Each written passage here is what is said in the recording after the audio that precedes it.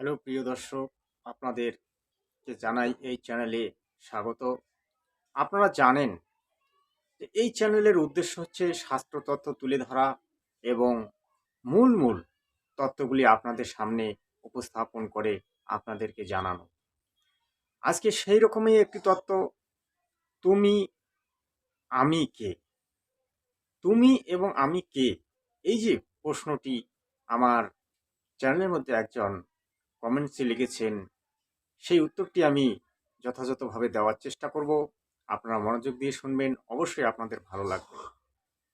আপনি, আমি, তুমি এবং আমি, এই যে শব্দগুলি, এই শব্দগুলি হচ্ছে কি?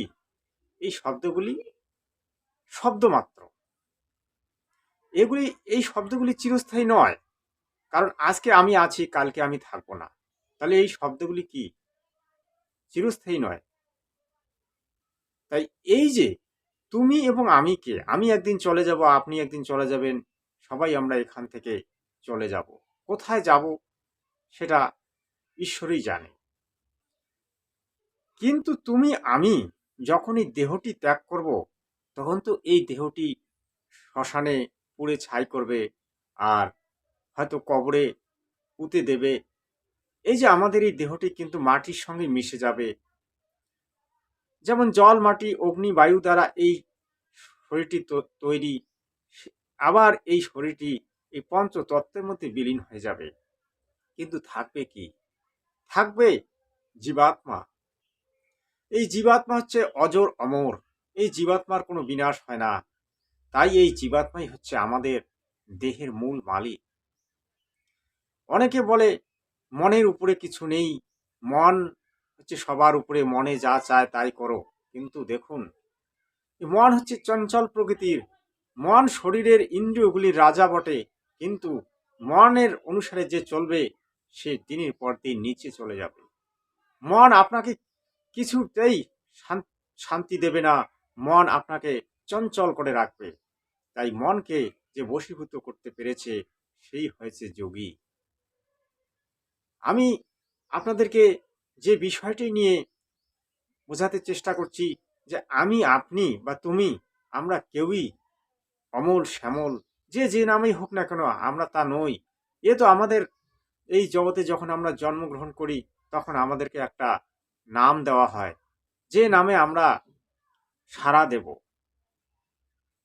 কিন্তু আমরা বাস্তবে আমরা হচ্ছে জীবাত্মা। জীবাত্মা থেকেই এই যে সমস্ত চরাচর জগতে জীব সৃষ্টি হয়। যেমন একটি গাড়ির ইঞ্জিন তৈরি হয়, সেই ইঞ্জিনে যদি আপনি পেট্রোল না ঢালেন, তাহলে বা ডিজেল না দেন, তাহলে কিন্তু আপনার ইঞ্জিনটি চলবে না। আপনি ইঞ্জিনটি কোটি কোটি টাকায় তৈরি করেছেন, কিন্তু যদি আপনার ইঞ্জিনে মূল বস্তুটি না থাকে, তাহলে কি আপনার ইঞ্জিনটি চলবে? না, চলবে না।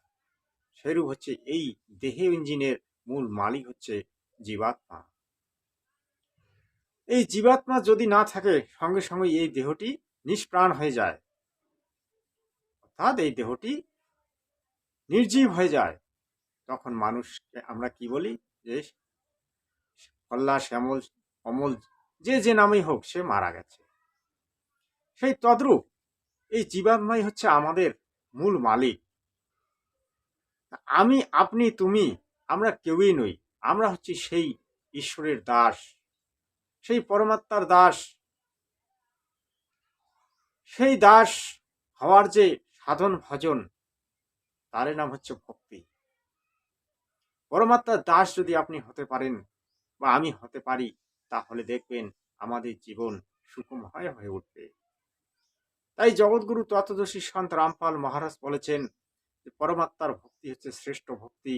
আর বাকি আমরা যে দেবদেবীর পূজা করি, সেগুলি হচ্ছে কি? সেগুলি আন উপাসনা।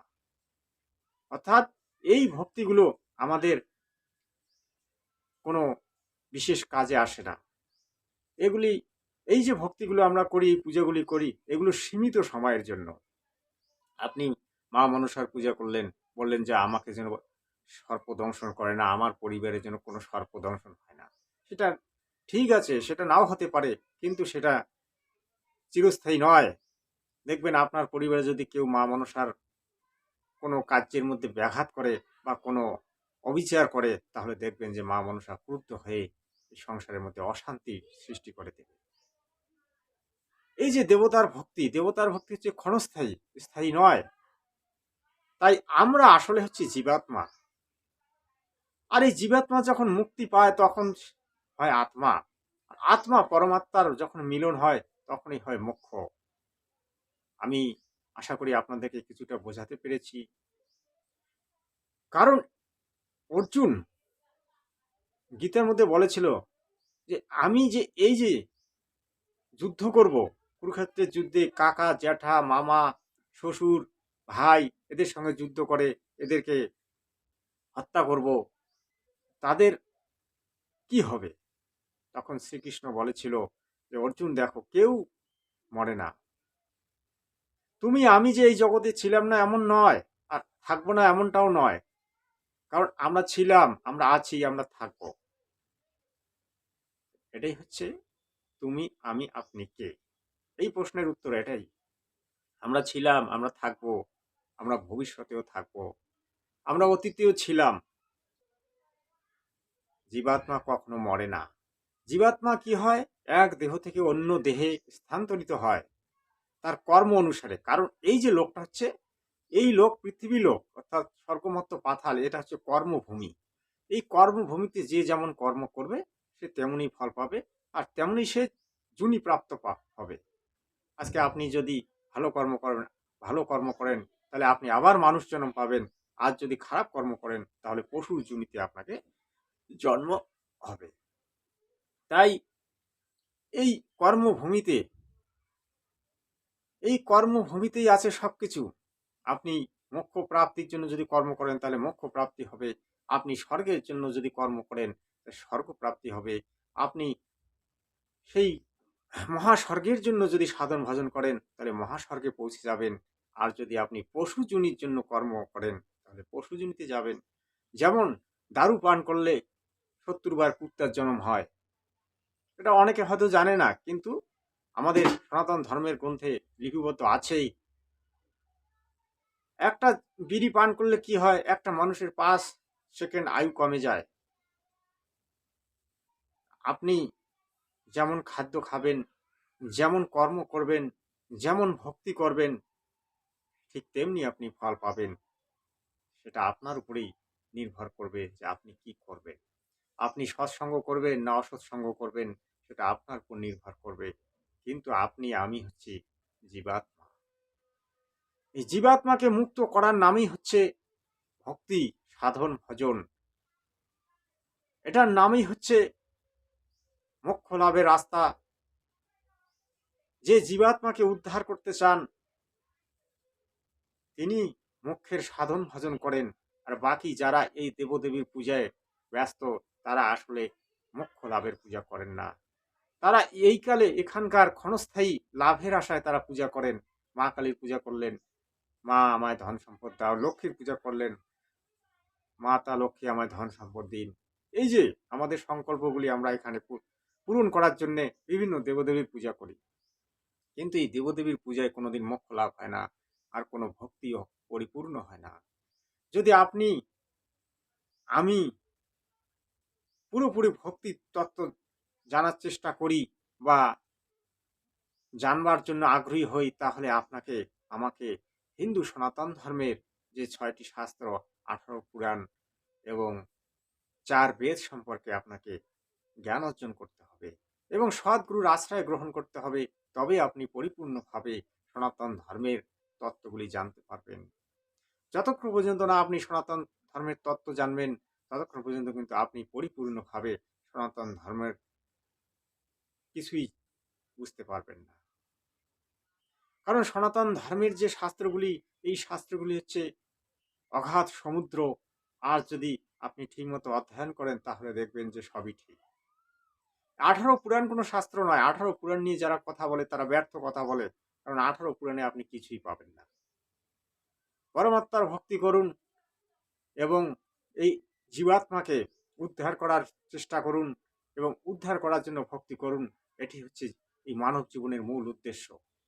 মানব জীবনকে ধন্য করতে হলে আপনাকে মোক্ষের সাধনা করতে হবে এবং মোক্ষ প্রাপ্তির উপায় করতে হবে এবং মোক্ষ প্রাপ্তির জন্য আপনাকে সদ্গুরুর আশ্রয় গ্রহণ করতে হবে।